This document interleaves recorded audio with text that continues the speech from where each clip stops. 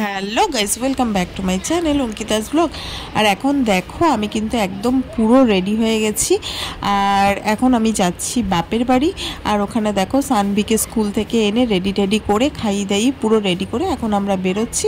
এখন কিন্তু সময় মোটামুটি বাজে 2:30 মতন। আর আমরা দেখো এখন ট্রেনও পেয়ে গেছি। আর সানভি দেখো ওর মানির দেওয়া জন্মদিনের নতুন গেঞ্জিটা পরেছে।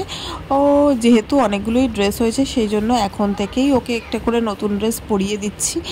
তো চলো, আর আসার সময় ওর দাদান একটা ওকে কোল্ড ড্রিঙ্কস দিয়েছিল, তো সেটা খেতে খেতেই কিন্তু আমরা চলে এসেছি। তো চলো এবার আমরা ডাইরেক্ট একেবারে বাপের বাড়িতে ঢুকে যাব, কারণ ট্রেনে আর ভিডিও করা যায়। আর দেখো আমি কিন্তু এখন বাপের বাড়িতে চলে এসেছি। আর ঘরটা কিন্তু অন্ধকার, কারণ সবাই ঘুমাচ্ছিল। আর এখন ওর রিয়াকশানটা দেখো, ওর ছোট বোন মানে হ্যাঁ আমি এসেছি।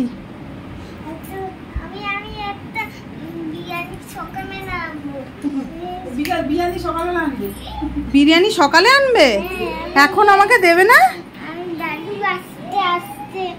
দাদু আনবে কেন? তুই আনিসনি কেন? তুই আনিসনি কেন?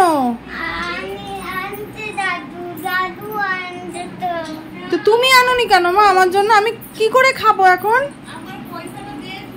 এই যে দেখো এখন বিরিয়ানি আনা হয়েছে। বিরিয়ানি আনা হয়েছে কাদের জন্য? কাদের জন্য আনা হয়েছে? কে এনেছে বিরিয়ানি? হ্যাঁ কে খাবে? কে খাবে? ও তোদের দুজনের জন্য আনা হয়েছে? হ্যাঁ তোরা দুজনে বিরিয়ানি খাবি আর আমরা কি খাবো?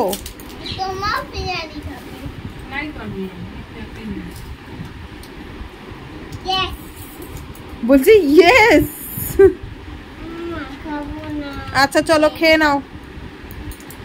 সবাইকে গুড নাইট বলে দাও। বলো গুড নাইট।